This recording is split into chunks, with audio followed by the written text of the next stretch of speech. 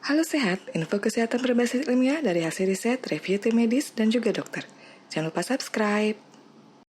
Saat ini sudah ada banyak sekali diet untuk berbagai tujuan. Umumnya, saat mendengar kata diet, orang akan menghubungkannya dengan kebutuhan untuk menurunkan berat badan. Padahal, diet juga bisa untuk alasan estetika dan kesehatan.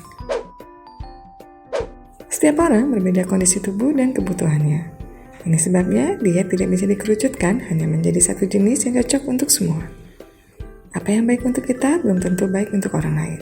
Kenali beberapa jenis diet yang paling umum dan populer dilakukan saat ini agar Anda bisa memilih mana yang paling tepat untuk Anda sendiri. Pertama, diet paleo.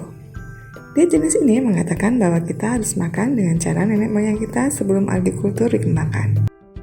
Sederhananya, makan seperti manusia purba. Diet paleo menekankan pada makanan utuh yang belum diproses, protein tanpa lemak, sayur, buah, kacang-kacangan, dan biji-bijian. Yang dilarang dalam diet ini adalah konsumsi makanan olahan, gula, produk susu, dan gandum. Beberapa versi diet paleo yang lebih fleksibel masih mengizinkan keju dan mentega serta umbi-umbian seperti kentang dan ubi untuk dikonsumsi. Kedua, diet vegan. Diet jenis ini melarang semua produk yang berasal dari hewan untuk alasan etika, lingkungan, atau kesehatan. Veganisme juga berhubungan dengan protes atas eksploitasi dan kekejaman atas hewan. Veganisme adalah cabang paling ketat dari gaya hidup vegetarian. Selain melarang konsumsi daging, seorang vegan juga tidak memasukkan susu, telur, dan produk hewani lainnya seperti gelatin, madu, albumin, dan beberapa jenis vitamin D3 dalam dietnya. Sebuah penelitian yang berlangsung selama 18 minggu menunjukkan bahwa orang yang menjalankan diet vegan bisa menurunkan 4,2 kg dalam rentang waktu tersebut dibandingkan yang melakukan diet jenis lain.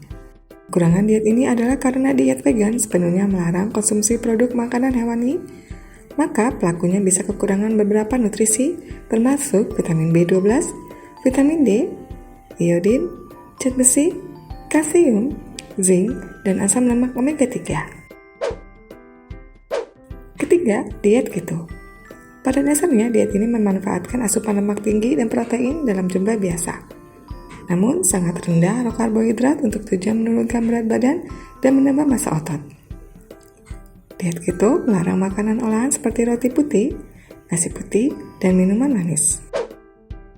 Jenis makanan yang bisa dikonsumsi dalam diet ini sangat dibatasi dan harus terdiri dari 5% karbohidrat, 10% protein, 75% lemak.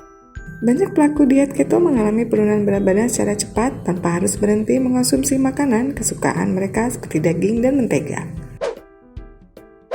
Keempat, diet Dukan.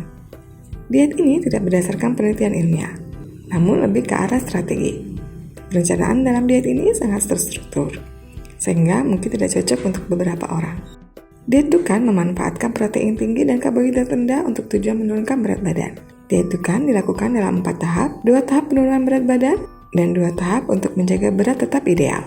Seberapa lama pelaku diet ini harus menjalani tiap-tiap tahap tergantung dari seberapa banyak berat badan yang ingin dihilangkan. Tiap tahap memiliki pola makan masing-masing. Pada sebuah penelitian, beberapa wanita yang melakukan diet Dukan makan sekitar 1000 kalori dan 100 gram protein per hari dan berhasil menurunkan 15 kg berat badan dalam 8 hingga 10 minggu. Kelima, diet ultra rendah lemak. Diet ini membatasi konsumsi lemak sampai di bawah 10% dari kalori harian. Secara umum, diet rendah lemak masih menyediakan 30% kalori dalam bentuk lemak. Penelitian menunjukkan bahwa diet jenis ini tidak efektif untuk menurunkan berat badan dalam jangka panjang. Diet ultra rendah lemak memanfaatkan konsumsi nabati dan membatasi asupan produk hewani. Karena itu, diet jenis ini umumnya mengandung karbohidrat dalam jumlah tinggi, sekitar 80% dari asupan kalori total, namun sangat rendah protein sekitar 10% dari kalori. Keenam, intermittent fasting. Diet ini melibatkan siklus puasa dan makan.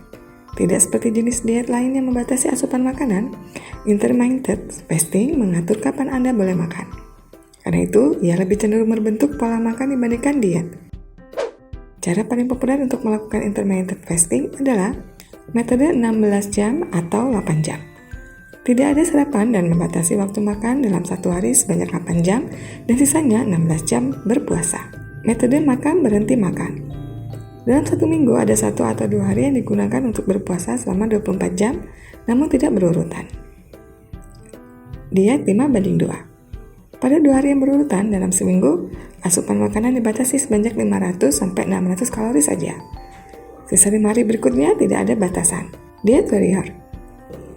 Makan buah dan sayuran mentah dalam jumlah kecil di siang hari, lalu makan besar di malam hari.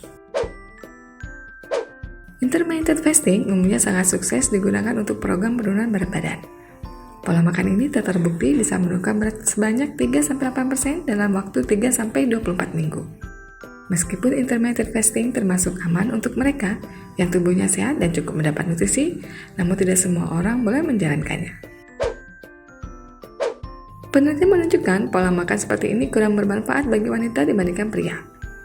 Selain itu, beberapa orang sebaiknya menghindari pose seperti ini, termasuk mereka yang sensitif bila kadar gula darahnya turun, wanita hamil, ibu menyusui, remaja, anak-anak, dan orang yang kekurangan gizi atau berat badannya rendah.